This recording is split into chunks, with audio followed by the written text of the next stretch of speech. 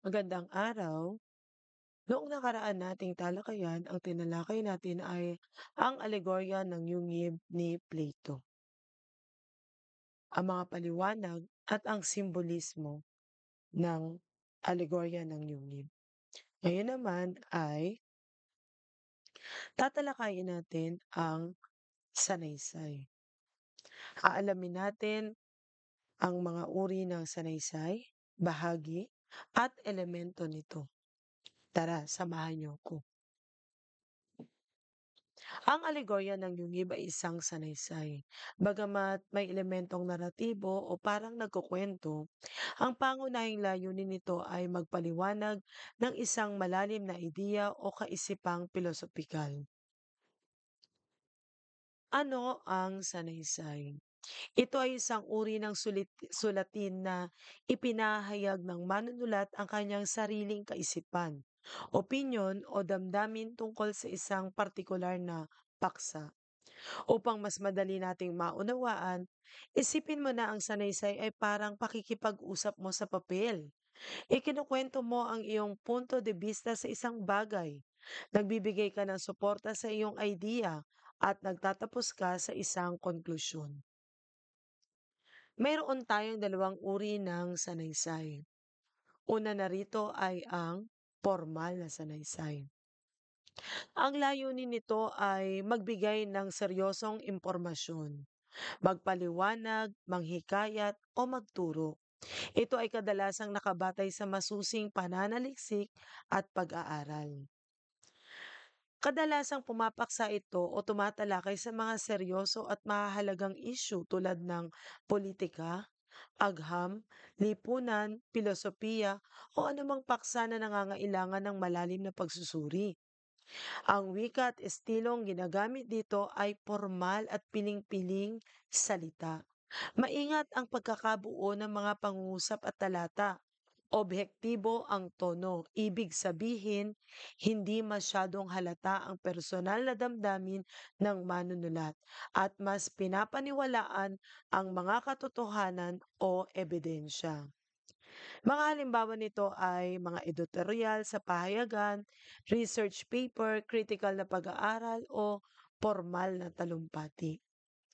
Ang isa namang uri ng sanaysay ay di formal na sanaysay. Layunin nito na magbigay aliw, magbahagi ng personal na karanasan, opinyon, kuro-kuro, o obserbasyon sa isang mas magaan na paraan. Paksa, kadalasang tumatalakay sa pangkaraniwang paksa na konektado sa buhay ng manunulat, pang-araw-araw na sitwasyon o mga bagay na madaling iugnay ng mambabasa sa kanilang sariling karanasan. Ang wika at estilo ay gumagamit ng simple, natural, at palakaibigang wika. Parang nakikipag-usap ka lang sa isang kaibigan. Subhektibo ang tono. Ibig sabihin, lantad ang personalidad, damdamin at paniniwala ng manunulat. Maaari itong magpatawa, manudyo, o mangganyak. Halimbawa, mga personal na blog post, journal entries, sanaysay tungkol sa mga karanasan sa paglalakbay, o mga column sa magazine na may personal na tono. Mayroon itong tatlong bahagi. Ito ay ang panimula. Sa panimula, ito ang unang bahagi ng sanaysay na nagbibigay ng pangkalahatang idea tungkol sa paksa. Dito mo sinisimulan ang pagkuha ng interes ng mambabasa. Ang ikalawang bahagi naman ay ang katawan. Ito ang pinakamahabang bahagi ng sanaysay at dito detalyadong inalalahad ang mga sumusuportang idea, argumento at ebidensya para sa iyong nais ipahayag. Ang katawan ay karaniwang binubuo ng isa o higit pang talata at bawat talata ay may sariling paksa na sumusuporta sa pangunahing paksa. Dito inilalatag ang mga paliwanag, halimbawa datos o anumang impormasyon na magpapatibay sa iyong punto. At ang huli ay ang konklusyon. Ito ang huling bahagi ng sanaysay na nagbubuod sa mga pangunahing punto na natalakay sa katawan, paglalagom ng iyong mga argumento at nagiiwan ng panghuling kaisipan o pahayag na magtatapos sa sanaysay. Elemento ng sanaysay. Una, tema at nilalaman. Ito ang pinakapaksa na tinatalakay sa sanaysay.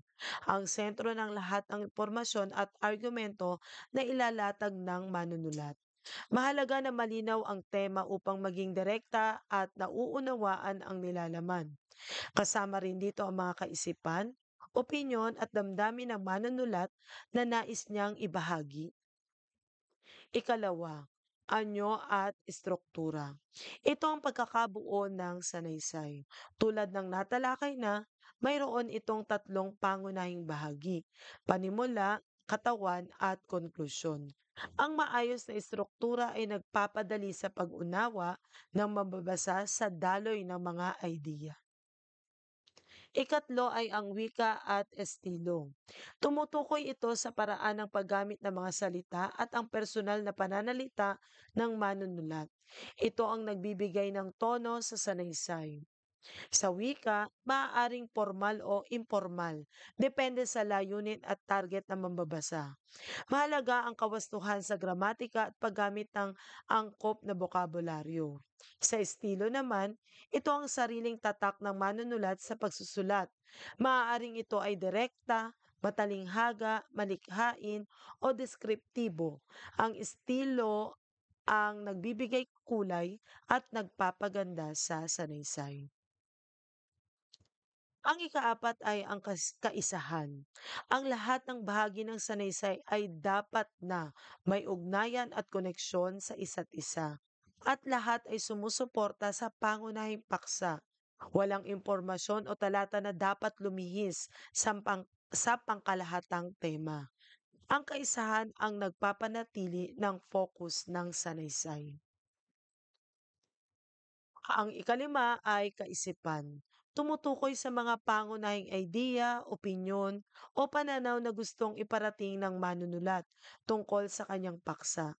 Ito ang mga mensahe o aral na nais niyang ibahagi sa mambabasa. Ang ika-6 ay larawan ng buhay.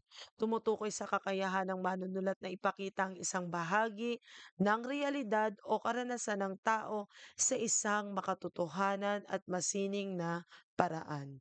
Sa madaling salita, ang larawan ng buhay ng sanaysay ay ang kakayahan nitong ipakita ang mga aspeto ng buhay sa paraang malinaw, totoo, at may dating sa mga mambabasa na parang direkta nilang nakikita o nararamdaman ang sitwasyon sa pamamagitan ng mga salita.